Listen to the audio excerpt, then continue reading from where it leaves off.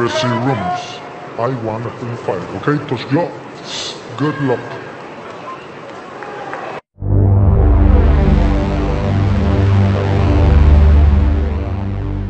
For Callum Smith, he wants to prove that he's a threat to all the titles at 175, round one.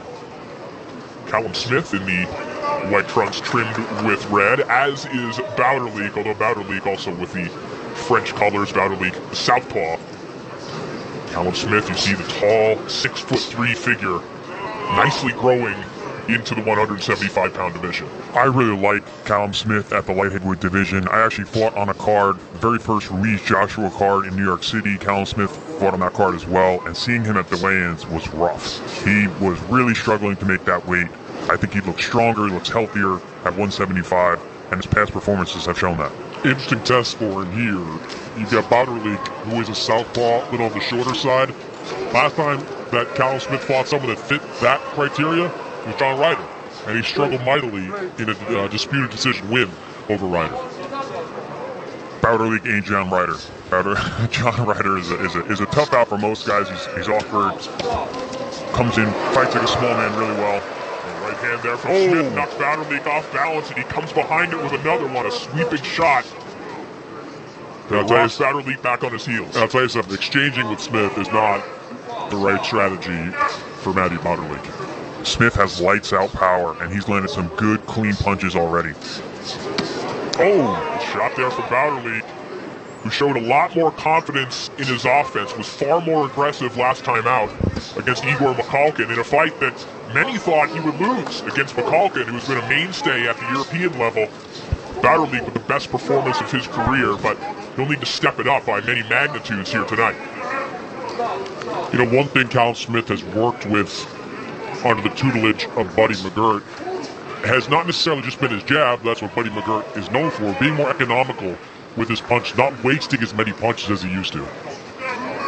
Yeah, Smith said that in working with McGirt, that McGirt will often ask him, even when he's shadowboxing, why did you throw that shot? What was the purpose of that one? Making him think about all the work that he's doing.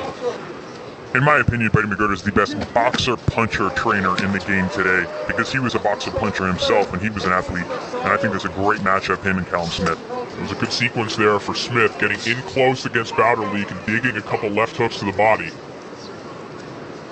I think we're already seeing some of the Buddy McGirt tutelage in Callum Smith's head movement. He's been moving quite well, staying low, getting underneath some of the shots of Bauderlique. It's a new fold to the game.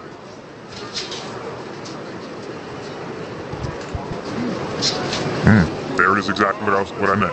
Good in and out, up and down, changing levels, a nice upper body shoulder rhythm.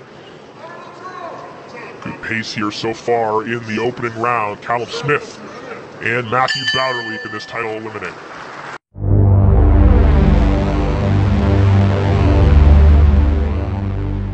That's a great assessment by Buddy McGirt in between rounds. Bauderlique was fighting with nervous energy. Wants Callum to slow down a little bit, and don't forget, you don't have to end this round or end this fight in 3 rounds or less.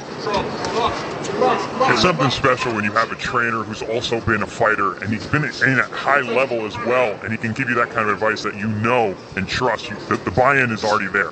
Well, it's interesting because Buddy McGirt said in interviews leading up to this fight, he hasn't seen Bauderlique at all, didn't watch any tape, but I think even after round one, has already picked up on the essence of Bauderlique, who does fight with some nervous energy, so to speak. You know, he is kind of a skittish southpaw, if you will.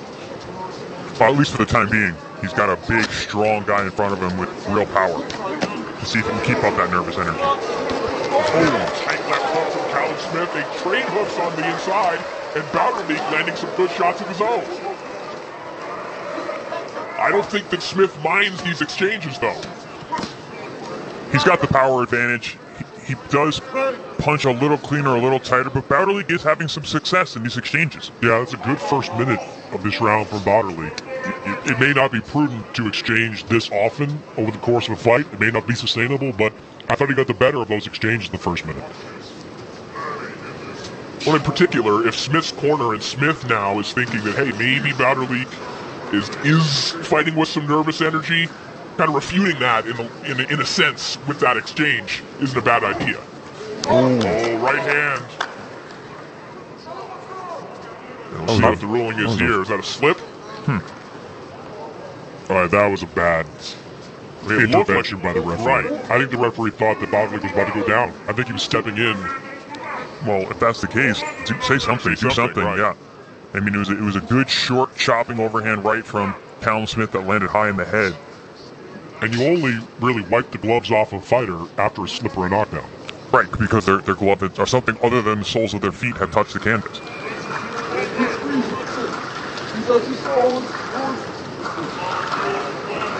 Got a referee, a timekeeper. We're like 3 mistakes away from bingo. Good left hook on the inside there from Callum Smith. He digs a right hand to the midsection as well. Uppercut comes through the middle.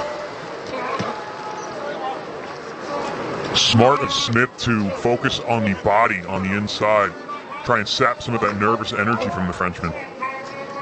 But Bauderlique, you see, flurrying with a little bit of urgency after those sequences from Smith, who is very, very dangerous. When he gets in close and crowds his opponent, he could do some terrific work.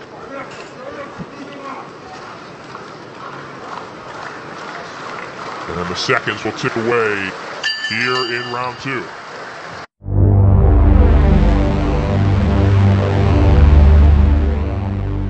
My opinion, but round 3 begins, and to your point, I think that there was some good work there from Bauderlique in that round, but I do think it's also true that Bauderlique seems to be working a little harder in these exchanges than Smith. It doesn't seem like Callum Smith's heart rate is really going up, but Bauderlique seems to be firing with some urgency when he lets his hands go.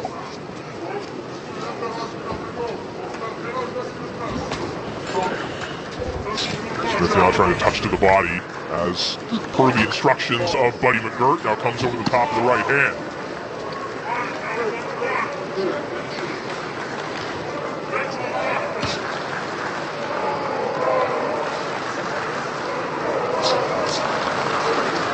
I can't believe I'm saying this about a Buddy McGirt fighter, but I would like to see Callum Smith throw that jab out there a little bit more. Try to follow those right hands behind it, maybe get an open look.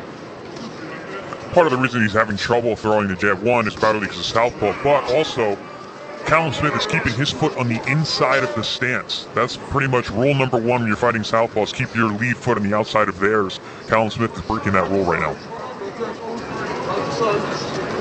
Mentioned Bauderlique adding Stéphane LaRouche, noted trainer from Montreal, Quebec, to his team. He's in his corner here tonight, and as a result, was able to get lots of sparring with former light heavyweight champion Eliminator Alvarez in preparation for this fight. That's excellent sparring. Eliminator Alvarez is top notch.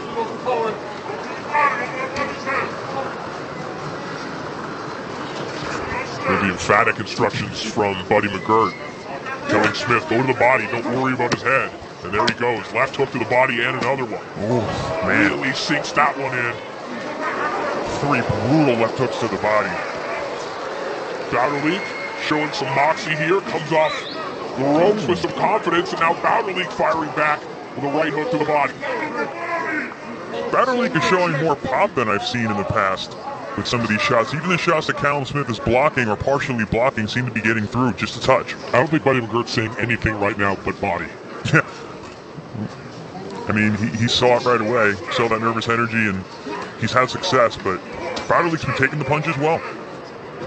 There's a right hand to the chest from Callum Smith, so changing his levels a little bit. Obeying the orders of Buddy McGirt. There's another right hand to the body.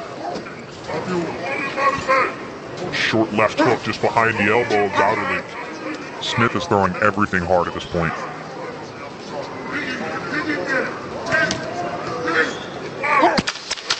Hard left hook downstairs from Smith. You can hear that dig. Well, this is the type of fight that Bauderlique certainly does not want.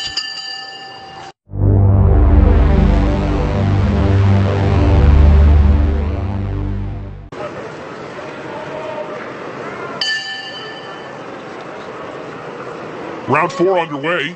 See some markings on the face of Callum Smith as Mathieu Bauderlique has had some good sharp work at times in this fight like this. The Good body shot there from Smith. Oh, good shot from Smith.